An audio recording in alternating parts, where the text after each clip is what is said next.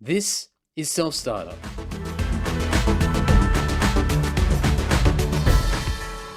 Hello folks, welcome back to Self-Starter, a podcast that highlights small business owners, the self-employed and freelancers who have taken the plunge to create their own desirable lifestyle. My name is Andy Dowling. I'm also the host of the Andy Social Podcast.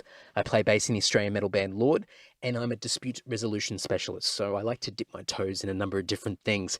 You can follow me on Instagram, Twitter, and Facebook by searching for @AndyDowling, or alternatively, you can go to selfstarter.com.au, where you'll find a number of links and resources that are related not only to the podcast, but anything that's linked to the self-employment world. So heaps of stuff will be added there.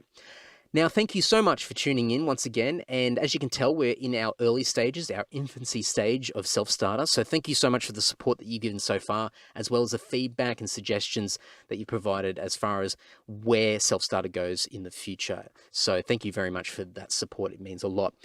This episode features Stevino Vinetti. Now, Stevino is the owner of the Italian Guild, which is a wood-fire pizza restaurant in Milton, on the south coast of New South Wales. I caught up with Stevino not too long ago where we spoke about the progression over the last 3 years of the Guild and where his origins come from as far as self-employment's concerned. And it's a really, really cool story. There's a lot of great takeaways from this episode where Stevino talks about opening up a mobile coffee van and the progression from that to a bricks and mortar cafe and then now into a fully licensed restaurant. And only now, after 3 years of up and running as this bricks and mortar store, is he finally starting to see the fruits of his labours. So a really cool story and lots of great points in this episode, which I'll highlight at the end of this conversation. So before we kick in very quickly as well, there was a number of things that we spoke about in this episode that I have not included, but what I will do is I'll touch on some of these afterwards because there's a lot of really cool content and a lot of cool insights that Stevino had, and I'll make sure I highlight a bunch of these at the end of this episode. So enough of me. Please enjoy this episode with Stevino Vinetti of The Guild in Milton. Hello sir, how are you doing? I'm very well, thank you. How are you? Fantastic. Thank you very much for the cold beverage and your hospitality here. Very pleasure. That's hospitality industry. That's what we do best.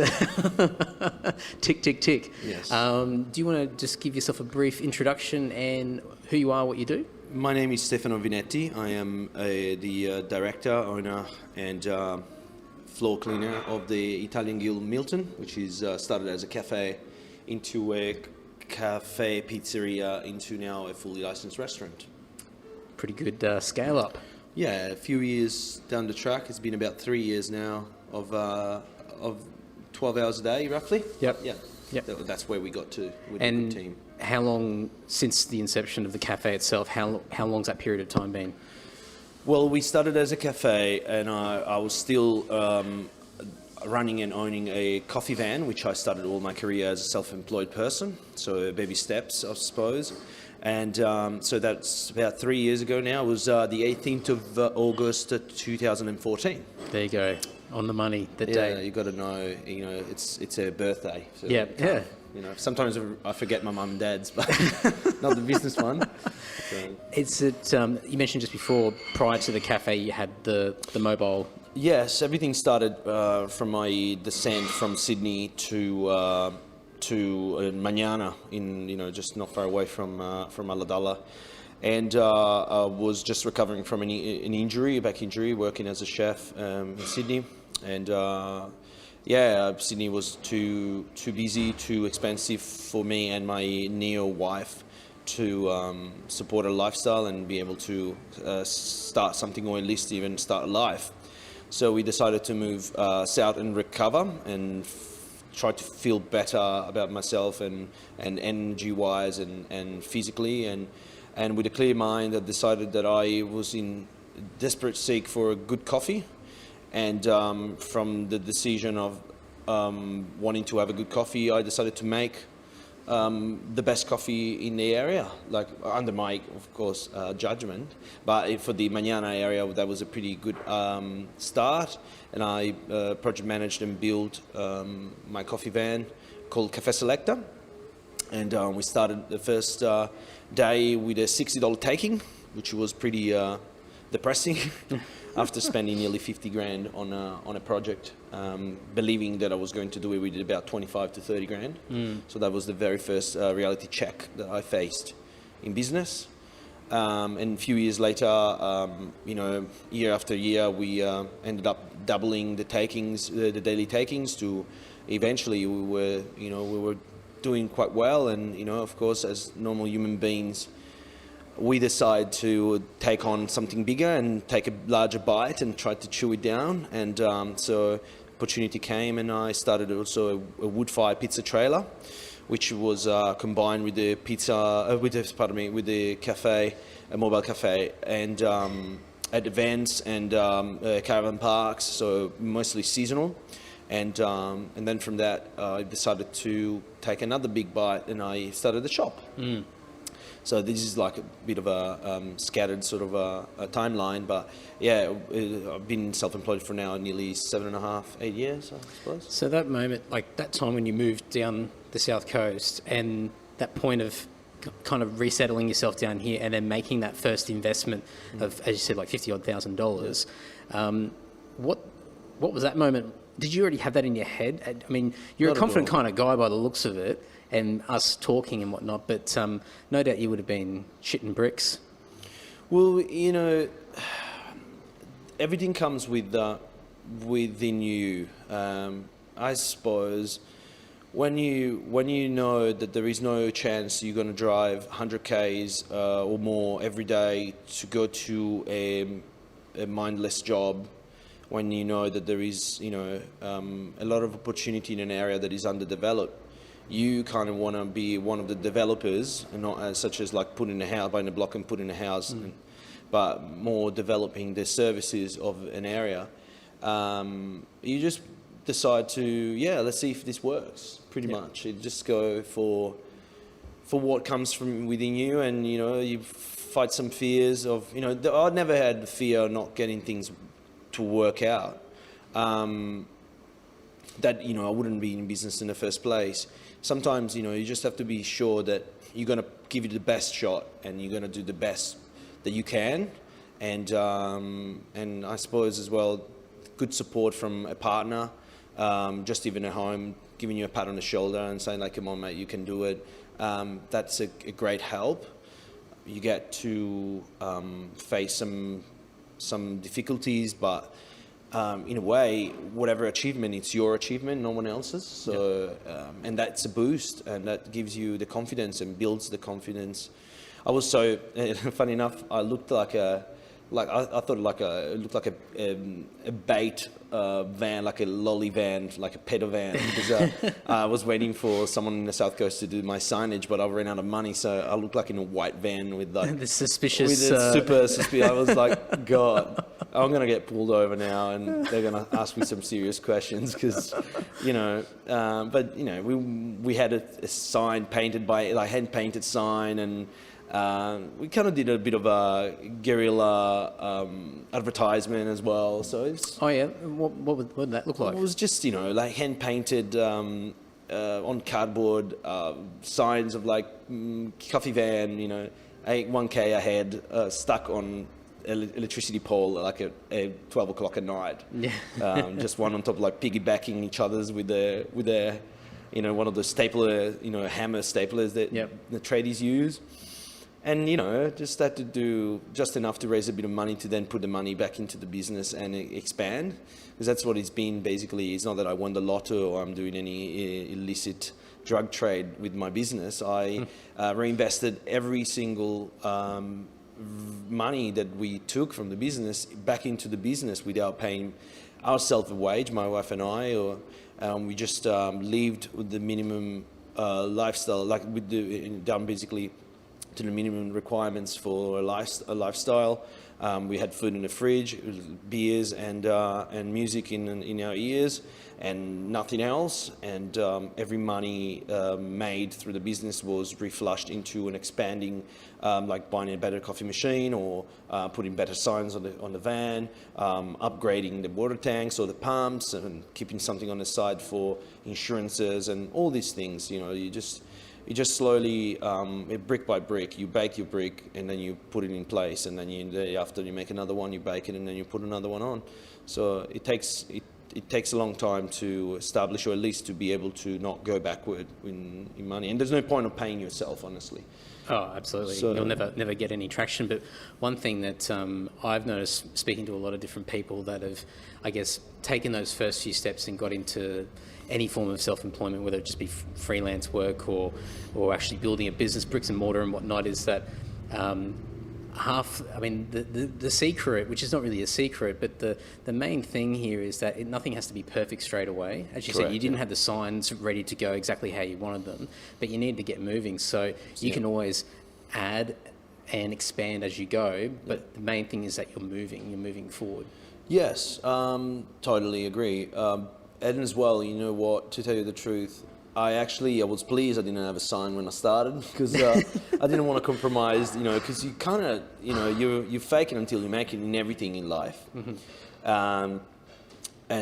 You could probably agree with the fact that, the first time you went on stage, you felt that you felt probably a bit awkward and goofy and not know exactly what to do. 100%. And then you build up the persona, you build up your personality over the years of practicing, and then now I'm pretty sure there is no. Yes, of course, the bigger the crowd, the more excited you get and nervous, but you still go out there and perform and do the best you can, because now you train. It's all about training in anything, the greatest, I notice in business, one of the most repetitive issues is the boredom factor. We always want something to happen every day, every week, every month. You want to beat your records every year. You want to do and go forward and achieve more.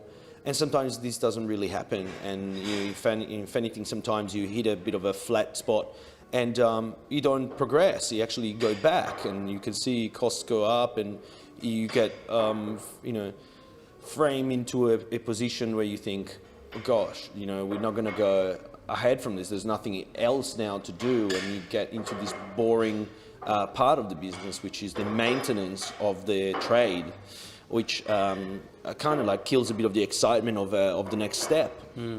That's what, in a way, we did with the coffee event for several years. We had it for up to 5 years before someone else with more energy and more ideas and a vision that it was beyond what we created decided to buy from us. And so, but I can say that the moment you sell a small business like that, you're selling a bit of part of yourself, because you've created and I became the selector man.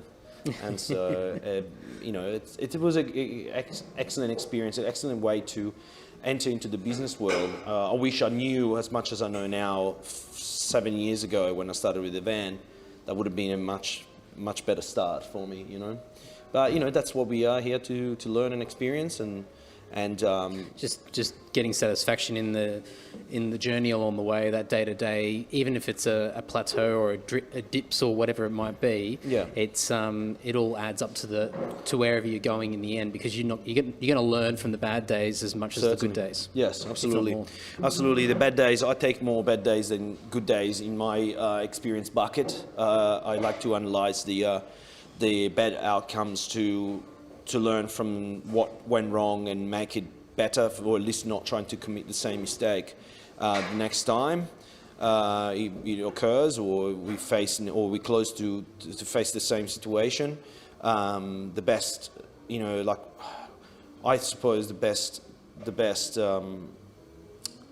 suggestion to anyone who wants to start a business is to follow what your gut say. Your gut feeling is most important than anything else. And if you feel that there is something that is not really right, you have to stop and analyze what is this feeling that makes you feel that there's nothing, not everything is going right. A partner, that's what a partner can be there for. I notice a lot of Australians don't really like, I'm Italian from background, but I'm Australian, New Australian, so I have to specify that. A lot of Australians, they struggle to express their feelings and concerns, especially to friends and family. But it's very, very necessary in business to have weaknesses, because you work on your weaknesses and you make them strengths. Otherwise, you just always have these, skeleton in a closet that you're never going to face. And could be something that really compromises the quality of your business. It can put the brakes on it completely. Totally, or stop it. It can take you back to square one, and maybe with few thousands of dollars worth of debt beyond, in front of you. And so I guess, and as well, the best thing that I always tried to stay away from was the expenses that weren't connected to the business. For example, I need a business vehicle, but I buy a brand new, SS Ute, fully, leather interiors and all the rest. When in reality, all I need is like an old Rodeo. So this overexpanding too soon can cause a lot of dramas, because yes, you have cash flow, but you can only see the expenses of a business only about 6 months, 12 months, 24 months down the track. And that's one of the main problems. Paying yourself a wage from day one, it's nonsense. Paying yourself money into an account to then move it to the other account to pay the business expenses, you shouldn't have done that movement in the first place. You just leave everything in a bank, in the business bank account, and leave off that for the first, as a sole trader. It's a bit of patience, isn't it? It is. Patience is a main discipline. key. Discipline, yeah. I can't say I've got much discipline in my life. I'm pretty loose. Well, I mean, sitting here and seeing what you've managed to do, I mean, it would take a degree of discipline. Madness. Well, madness, yeah, Madness, absolutely. Courage. I think it's all about courage and first of all, there is a study of the ground where you want to set yourself up, and you have to see how much competition do I have, and are they better than me, or can they do better? Will they do better than me, or am I going to be better than them? It's this decision of thinking that your product it's up there with the best, and that's what you're there to deliver it, and the product speaks for itself. You're going to make a better business than others around you, and that's what that gut feeling tells you to do, and you just follow it. Yeah. Some people, if sometimes talking to friends and family, they're the biggest enemies of small businesses. They're the one that are telling you that you're mad with what you're doing, and there are too many people out there doing the same thing, and it's all that fear of failure that we probably have within us, or society builds into us.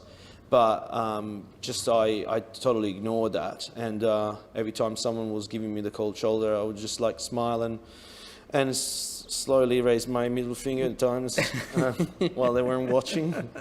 But you get by, and you toughen up. It's like a blister that turns into a callus, pretty much. So you move on. I like it.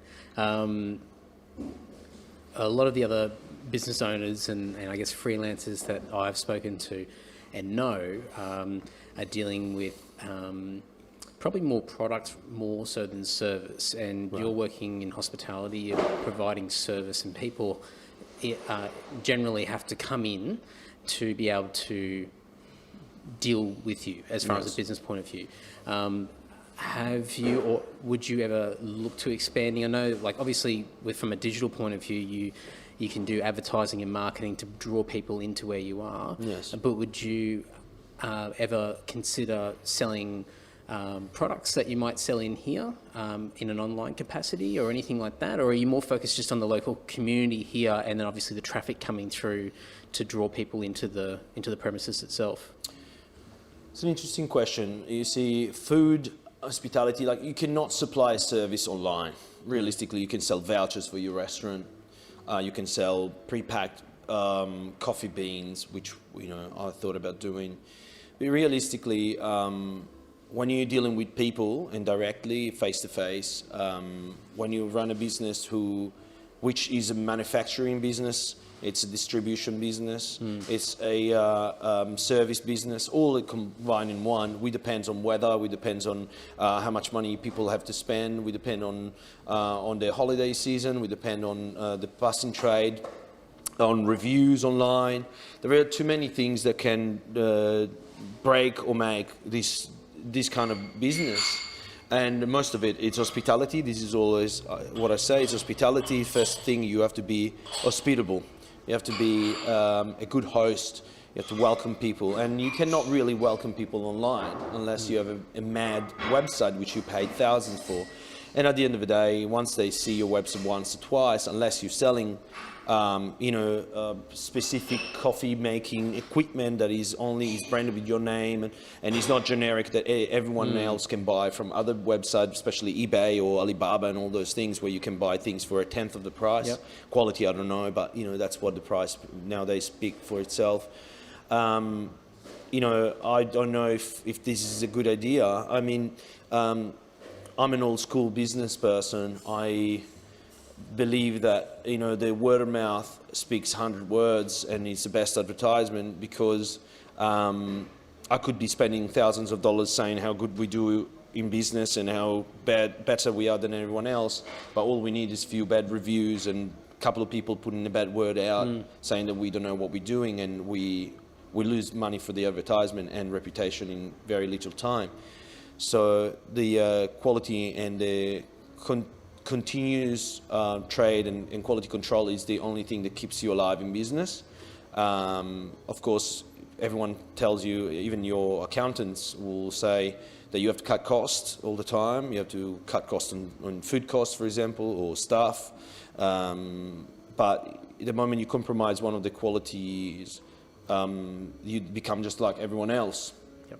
So I hope that this formula will still work realistically, and it's a long-term formula. It's not a short-term gain, it's a long-term gain. We've been in this for now 3 years, and finally the books are showing, after 3 years in business, a final profit, which is great to see on paper. I still haven't felt it in my hands, but the papers, all the accounting programs, that's what they're saying. So it's, finally see that we hit the plateau and now we're going upwards in terms of takings, and it's exciting and it's a reward of their hard work. So yeah. So there's a couple of things there. One being that, I guess, given that you are the business owner, you've created this, there's only so much of you to go around and the people that you have working with you as well. So being in the hospitality and a service-based capacity, it's better to put the majority of your focus on, as you said, that the people coming in and providing them with that face-to-face touch service, so that the word of mouth can spread, and then people have got to know that you've got a reputation of a particular quality. Correct. And then they come back in. So for you to spread yourself out and try other things, whether that is something you consider in the future later on down the track, at this stage, it's not something that, it's better to be able to be focused on something that you're seeing a direct impact and is far more critical in your particular industry and the type of work that you do, rather than, I guess, investing a hell of a lot of time and trying to expand and look and trialing things that there's very, very high risk. It is high risk, and as well, why would you focus on serving the customer over there when you have customer right here now that they need to be served? Yeah. So it is the hospitality industry. I would say for many people that are not from this industry, they think it's one of the easiest to run. I love cooking. I get into a restaurant. What can go wrong? But realistically, it's one of the most difficult and technical industry to be in, because as I was saying before, it includes very different but combined sectors all in one. We always make this analogy of being a bricklayer that has to every morning build his own bricks, make them out of mud, bake them, and then pull them up into a house. And then the day after, this house is not there anymore because it's been melted away, or eaten, pooed, but realistically you have to start again from scratch. And so, you cannot compromise the quality of your bricks because you get lazy or because boredom kicks in. You just always constantly have to make these bricks. So you already, instead of buying pre-made food and then or pre-made clothes or computer parts or musical instruments or whatever, and you have them in stock, and that's your ability of selling them to the public. And that's where the online shop could increase the business trade. You are actually making this instrument, you are making the clothing, and you are selling it, and it's perishable. It's going to go off in few days. If you don't sell it, either way you eat it or you distribute it with your family. Otherwise you throw it in the bin, and that's money that you're actually flushing down the toilet in the bin. So it is, the people get into, they want to start a restaurant, they realistically they have to start on let's say $200,000 to $300,000 investment if they want to do it right out. And then in the first year they face being so large and set up, they will need staff to be able to occupy certain locations, certain production spots of your restaurant, and the serving, and so that's an extra cost, a huge cost that you add without having customers through the door. So it's of course a very complex business. It's an exponential, it exponentially grows. The more you think you add in one extra dish on the menu, you already increase your workload massively. Just because of one dish or one extra wine or one extra service that you offer. So yes, without getting lost in a topic, I'd say starting small and mastering the small, it's the key for the next little brick that you sit on the top, and then you can master that extra step or extra evolution of your business. And once you master that, then you can go into the next. But going and overextending yourself in multiple different or businesses or within the business or different services in one go, it's suicide. Yep, absolutely. Suicide. And that was the second thing I was going to raise, is that you said it before, you're in it for the long game. And I think a lot of people, I guess now, and this is me stereotyping, but we live in a world where we can get any answer within seconds. At times we expect things very quickly. We want results straight away. And for you, and just from what you said, your goal is to make something that's sustainable, that brings money in, and you're working and creating something on your own terms rather than working for somebody else. And you're doing that in an area and a lifestyle that you've chosen as well. But you can't just go from 0 to 100 straight away. Correct. And get to that ideal spot. You've got to work at it, and that takes a long time. Yes, correct. For some people it's different. For some people they super talented, or they fall into the right place at the right time, and they can go 110 miles an hour straight away and be successful at that. And I lower my hat to these people. I wish I was one of them, to tell you the truth. It would be much easier. But yeah, most definitely, the baby step formula is you can't run before you learn how to walk. It's a very old school sort of saying, and all these, all leads to making a decision and stick to it. But at the same time, you've got to be flexible. You have to be able to bend your decision and sometimes completely stop and change it up and turn it upside down. Excuse me, and being able to start again, and not being afraid of failure, because failure, it's only another form of success. It's not yet success. And for us Italian, it's really we're in a country of an overpopulated country with 60+ million people, and they're all talented. So your talent is just lost within the sea of talents around you, and it's very hard to shine. But in a country like Australia, where you have a very little population and so many people needing a service, everyone should be in business. Everyone could do a business, as long as they're humble enough, as long as they don't try to rip off people, as long as they try to take it humbly to start with, and stick to one business. For example, bakeries, I believe they should just sell bread. That's what the bakery is. But nowadays they tend to stretch into selling lunch and coffees, and see, every time you expand or you insert into your business a new outlet or a new product, then you're already bastardizing your main dream, your main focus. And it can dilute things. It can make things a lot more challenging because you've got extra expenses, extra licenses and paperwork and hurdles and costs and whatnot. So it can become like a dream, can become a nightmare very quickly. Yep, absolutely. For you, I mean, you've pumped a lot of money into this. You've put a lot of hours into it. You continuously expand and add things to it to enhance the experience, enhance every person that comes in here gets a better experience each time.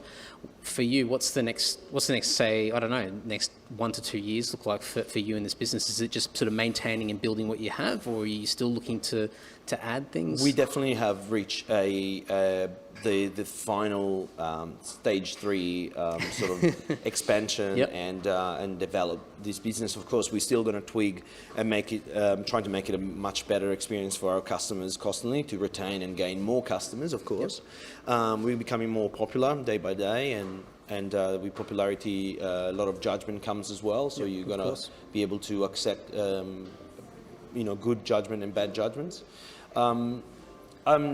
I'm not sure what life has for me for the next few years. Definitely, I'm going to be here and running this business into a successful, stable landmark in this town. We are trying to create this into a place that people can travel to, and when they need quality. Definitely, it took us nearly 3 years to stop the losses in terms of being able to earn an income, a very small income from the business without basically borrowing money or running the business in the red to get to the next month, or to be able to sustain this the staff or the expenses we face day by day in business. I think definitely I'm going to stay put for a few years and tackle all the little problems and twig things and make them as perfect as I can. Yeah. And we'll see what happens. I think that's a really good way to end off this chat. Thank you very much. Very pleasure. And we'll have to do a catch up down the track sometime. We will be here, or maybe I'll see you at your next concert. Sounds good. Fantastic. Thank you. Cheers. Thank you, folks. If you want to learn more about Stevino and the Italian Guild, you can go to italianguild.com or go to facebook.com/coffeeguildmilton. Now, if you don't have time to write all that down, that's okay. As with all of the podcast episodes, you'll be able to go to selfstarter.com.au, check out the show notes, and all of the links and resources will be in there as well. Now, there was a number of different takeaways I got out of this episode, but the main one for me is that long-term mentality. You've got to be in it for the long haul, and to understand that the likelihood of being an overnight success is very slim. And it was really interesting to hear that story of Stevino opening up that first day of his mobile coffee van and only getting $60 for the entire day. No doubt there'd be heaps of people out there that would just throw the towel in and say, this is not for me. I need to do something else.